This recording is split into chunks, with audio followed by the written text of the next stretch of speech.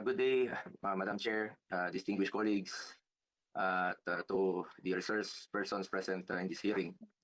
Ang pangunahing tanong ko po sa hearing na ito, paano at bakit tayo umabot sa ganitong sitwasyon? Meron naman tayong umiiral na hustisya sa bansa, meron naman tayong sariling mga batas at korte.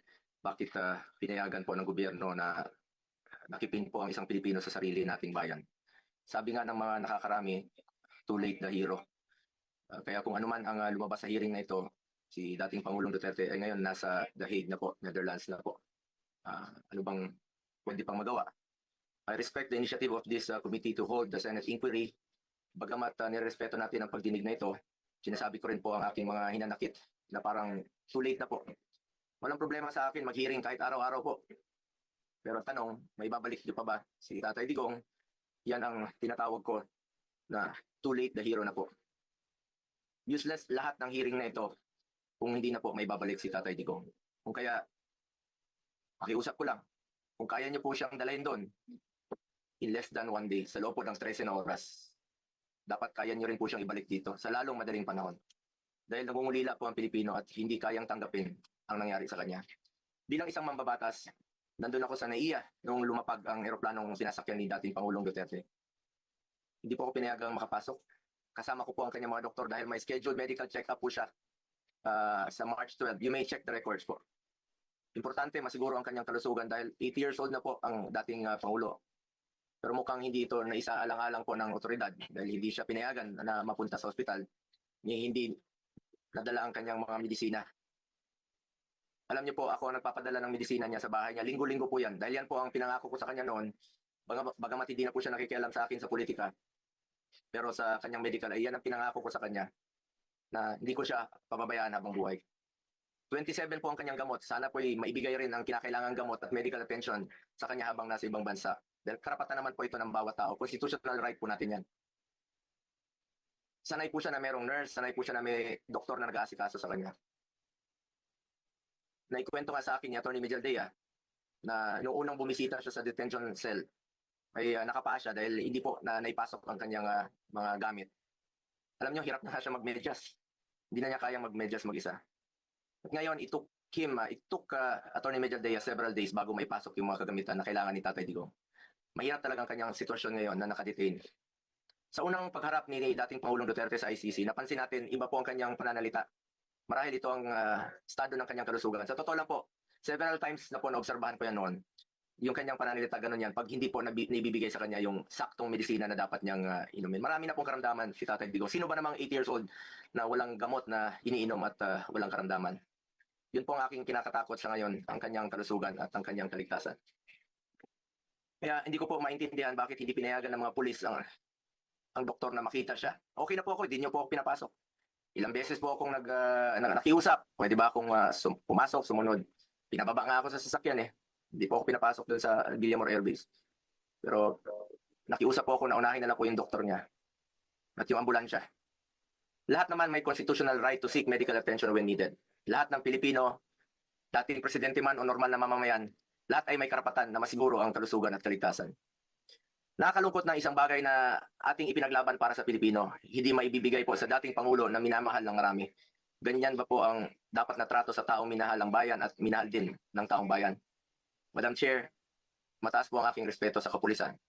Lalo na po sa mga babae, mataas po ang aking respeto sa kanila. Noong nakaraang administrasyon, nanumbalik ang respeto ng ating mga kababayan sa kapulisan. Taas noo po ang ating kapulisan, ang ating mga sundalo. As its highest ang respeto sa PNP. Inuna namin ang pagtaas ng sahod ng uniform personnel dahil alam namin kung ano ang sakripisyo ninyo para sa bayan. Ako mismo bilang SAP noon, ako po nangulit noon na may sakatuparan po ito dahil minahal namin ang kapulisan. Ngunit nakakalungkot, Madam Chair, na noong nandun ako sa NAIA, nakikita niyo naman po sa video, nagtanong lang po ako sa PNP spokesperson kung saan kami dapat pumunta. Dahil sabi ni Chief PNP Marbil sa 250 po. Nilapitan ko po ang inyong spokesperson at hindi po ako sinagot, tinakbuhan po ako. Sana naman bilang spokesperson, konting sagot lang naman po. Konting respeto, sumusunod naman po kami sa batas. Hindi naman siguro dapat ipagkait sa atin ang respeto at higit sa lahat ng katotohanan. Sa totoo lamang po, ilang beses na po nagsinungaling si now Brigadier General Jean Pardo. Sana po, ma'am, bilang spokesperson, totoo lang po ang sabihin mo, alang-alang sa bayan. Your duty is to be loyal to our flag and to our country. Minahal namin kayo ni dating Pangulong Duterte. Sana, konting respeto lamang po. Kung nagawa niyo yan sa akin, magsinungaling, mas nagagawa niyo po yan sa ibang tao. Respeto lamang sana. Gaya ng pagrespeto at pagmamahal namin sa uniform personnel. Pangalawang beses na po ito na hindi ka sumagot ng totoo. Sa interview mo, sinabi mo nagpupunas lang ng pawis ang ilang pulis na nakuna ng video na umiiyak habang inaaresto si Pangulong Duterte. Mapigilan mo bang umiyak? Nasasaktan po yan. Doon lamang po tayo sa katotohanan at piliin nyo lang laging magsabi ng totoo alang-alang sa bayan. We must always entrust our loyalty to the Filipinos, to our flag, and to our country. Di naman po parating sinasabi ni dating Pangulong Duterte sa inyo. Just be loyal to our country and to our flag. Last, gusto nating malaman kung may nalabag ba na proseso ang pamahalaan, nabigyan ba po ng due process ang Pangulo dahil kung seryoso tayo sa pagbibigay ng hustisya, unang konsiderasyon dapat ang karapatang pantao at ang pagsunod sa due process. Sa totoo lamang po, hindi na po tatakbo si Tatay Digong sa inyo. Di na niya kayang tumakas. At alam niyo po yun. Di na niya kaya kayong takbuhan. Dahil hirap na nga siya maglakad, nagsusungkod na nga lang po siya. Imbis na umunlad, bigla tayong umurong. OFWs, pinapauwi natin. Noon, ginagawa natin ang paraan. In fact, si dating Pangulong Duterte sumusulat yan sa mga king o sa leader ng ibang bansa para makauwi. And even nagre-raise tayo ng blood money para makauwi lang yung mga kababayan natin. Pero bakit baliktad niya? Bakit isinuko po ang sarili nating lahi? Hindi ko lubusang matanggap na siya ay nililiti sa ibang bansa gayong siya ay isang Pilipino. Samantalang mayroon naman tayong maayos na judicial system sa ating bansa na nirerespeto. Kasarinlan yan bilang isang bansa. May sarili tayong batas, may sarili tayong proseso, may sarili tayong korte at may kakayahan tayong panagutin ang sinumang nagkakasala sa ating bayan. Madam Chair, this is now a matter of principle, justice, and humanity. Hindi ba't may sarili tayong sistema ng hustisya? Kapag may Pilipinong nagkasala, dapat tayo po ang husga. We must protect our citizens and we must stand as one. Dagdag pa dito, Madam Chair, mula noon hanggang ngayon, naninindigan naman po si Solicitor General Minardo Guevara na walang jurisdiction ng ICC sa ating bansa. Kung consistent po ang gobyerno sa posisyon na ito na hindi kilalanin ang jurisdiction ng International Criminal Court, bakit hinayaan po nitong ma-implement ng warrant of arrest ang Interpol mula sa isang korte na hindi naman natin kinikilala? Kung wala naman talagang jurisdiction at may warrant of arrest ang Interpol o ICC, sana binigyan muna ng pagkakataon ng gobyerno through the proper authority like judicial court na i-verify o suriin ang validity ng arrest sa warrant. Ang issue na ito ay hindi lamang para kay Pangulong Duterte. Ito ay mahalagang usapin sa soberanya ng Pilipinas ang nakataya dito.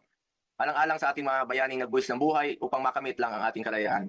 Alang-alang sa ating ngayon na patuloy na inaalagaan ang ating soberanya upang ang ating mga anak at mga anak ng ating mga anak ay mamumuhay ng isang bansa na malaya at irespeto ng ibang bansa.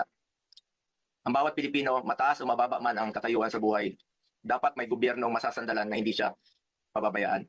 Former president man o hindi, karapatan yan, lalo na po pagdating sa kanyang kalusugan, kaligtasan at buhay. Sa huli, bagamat andon si Tatay Digong, na buong tapang na hinaharap ang kasong isinampa sa kanya, tulad ng kanyang paulit-ulit na ipinangako, napakasakit po sa dibdib na pagkatapos niya isakripisyo ang kanyang sarili para sa kinabukasan ng ating mga anak at ng bawat Pilipino, ni isang Pilipino ay hindi huhusga sa kanya. Imbis na ibigay sa Pilipino ang paghusga sa mga ginawa ni dating Pangulong Duterte na paglaban sa droga at kriminalidad, sadly, hindi po ganun ang nangyari. Sabi ko nga, para sa akin, Pilipino po ang dapat humusga sa totoong sitwasyon sa bansa.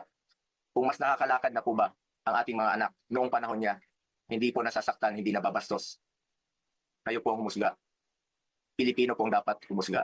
Minahal tayo ni Tatay Digong. Ginawa niya po ang lahat para sa bayan. Tanda na po siya. Ayaw na nga niyang tumakbong presidente. Pero ginawa niya po ito dahil yan po ang kanyang sinumpaang tungkulin para sa mga kababayan natin Pilipino. Pero ngayon, hindi lang si Tatay Digong ang inialay at ipinamigay ng ating sariling kababayan. Misto lang inialay at ipinamigay din ito ang karapatan ng Pilipino na husgahan ang ating sariling kababayan at magdesisyon kung ano ang mas makabuti sa ating bayan. As I said, March 11 was indeed the saddest day in our history. Sana po, hindi na po ito maulit. Marami pong nasaktan na Pilipino. Salamat po. Question was, who planned this? I did not state in any way who planned it. The meeting was of executive privilege. It is a conversation between the president and the ones I mentioned. There was. So what exactly did you say? Ano sinabi po ninyo? They asked me- Pagkaintindi namin, itong apat na pinangalanan, ang siyang nagplano. Kasi Ma'am, we're already invoking namin. executive privilege in this matter. Yes. We're invoking executive privilege in Yes, this. that's fine, but it's in Yes. the interview, and it's Yes, ma'am. public. It goes as far as the interview, ma'am. Yes, ma'am. Yes, I'd like to understand. I think your brother was trying I to did not explain state in any what way. he said in the interview, and I'm They happy asked to me hear if it. I planned it. I said it was not me. There were other people in the room, but we did not discuss any plans of any arrest. Saan ang galing yung mga pangalan na ito? Ma'am, that again is executive privilege. Ma'am, Pero nandun let me explain sa first, ma'am. interview po eh. Yes, yes, Ang ma'am. liwanag Let eh. me explain first, ma'am.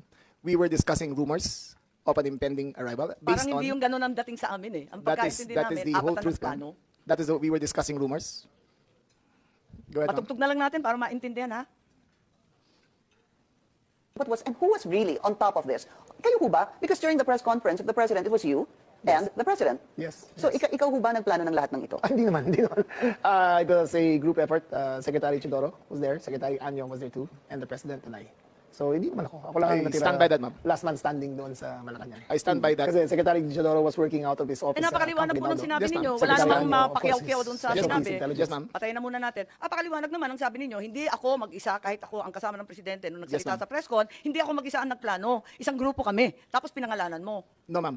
Eh, sinabi ninyo eh. I state, ma'am, again, executive privilege. But, ma'am, Walang executive privilege kasi binunyag na ninyo I sa must TV. state it very clear, as I stated very clear, that there was no mastermind. We were discussing mainly about what the president's statements were in Hong Kong, and it was based all on that statement, ma'am. Sinabi ninyo na hindi kayo mag-isa na nagplano, kundi isang There was no grupo. planning, ma'am. Pero yun ang sabi eh. I said, hindi ako nagplano. Marami May kaming- isang grupo na ang nagplano. We were all talking about a rumor, ma'am, and that was all.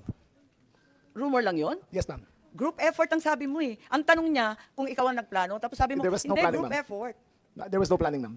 Anong Earlier, in-effort ng group ma'am, kapag hindi let plano? me make I think that we're intruding into executive privilege already, ma'am. I think that we please No, I'm respect just our. asking him to explain the media. Yes, ma'am. But The media it's station, already I'm a very thin confining- dividing line between what transpires in a room between I will- cabinet members I will- and a media statement. But there's a very thin dividing line, ma'am. Understood. I hope that we can respect executive privilege. Understood, and the Senate and the Secretary Chodoro is fully aware. Every time there's a need to recess the executive session, I'm happy to do so, and I will do so when necessary. Pero ngayon, sinabi kasi sa TV, paliwanag naman ninyo sa atin kung ano ibig sabihin. Kasi ang sinabi, hindi ako mag-isa na nagplano, may grupo kami. They asked me if I had planned it. Sabi ko, I did not plan it. I said we were there, and not to skirt, ma'am, executive privilege. It was mainly because of the statements of the former president in Hong Kong that he said, in his words, ma'am, in Hong Kong, that, I think you have a clip, he said that, ang reading ko ay may ICC warrant of arrest na. That was the best of my recollection, ma'am. So anong pinag-group effortan? Anong To discuss the rumor, ng ma'am. grupo na That, again, ma'am, pinangalanan nyo? as far as I will invoke in executive privilege, there was no, you cannot plan on a rumor, ma'am. Kaya nagtataka So, ako, again, bakit ma'am, group effort? Eh, chismis lang naman yun. Chismis nga. Yun Ayun na nga nga, yun. kung chismis, bakit mag-group effort pa? Tapos pinangalanan mo pa lahat na Maraming nagpa-group marites sa effort? bundon to, ma'am.